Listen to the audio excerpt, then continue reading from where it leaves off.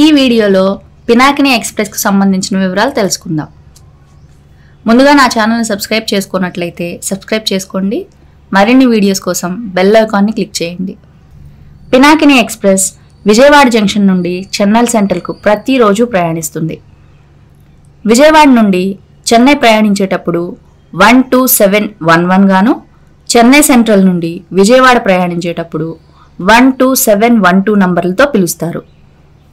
ఈ ట్రైన్ను దక్షిణ మధ్య రైల్వే శాఖ 1992వ సంవత్సరం జూలై 1వ తేదీన ఫస్ట్ రన్ స్టార్ట్ చేశారు.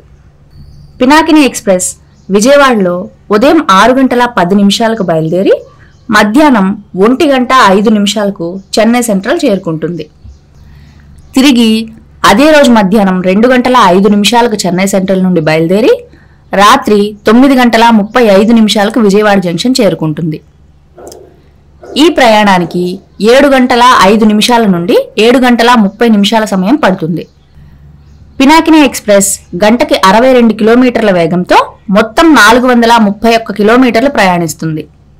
ఈ ట్రైన్ విజయవాడ జంక్షన్ నుండి బయలుదేరి తెనాలి, నిడుబ్రోలు, బాపట్ల, చీరాల, ఒంగోలు, సింగరాయకొండ, కావలి, బిట్రగుంట, నెల్లూరు, గూడూరు, నాయుడుపేట, సూళ్లూరుపేట స్టేషన్లలో ఆగుతూ చెన్నై సెంట్రల్ చేరుకుంటుంది.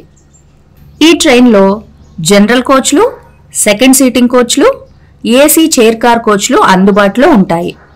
ప్రస్తుతం పినాకిని ఎక్స్ప్రెస్లో విజయవాడ నుండి చెన్నై ప్రయాణించడానికి జనరల్ టికెట్ ధర ₹165, సెకండ్ సీటింగ్ టికెట్ ధర ₹180, ఏసీ చైర్ కార్ ధర ₹625 ఉన్నాయి. వీడియో నచ్చినట్లయితే లైక్ చేసి షేర్ చేయండి. ఈ ట్రైన్లో మీకు ట్రావెల్ ఎక్స్పీరియన్స్ ఉంటే కామెంట్ సెక్షన్లో కామెంట్ చేయండి. Thank you.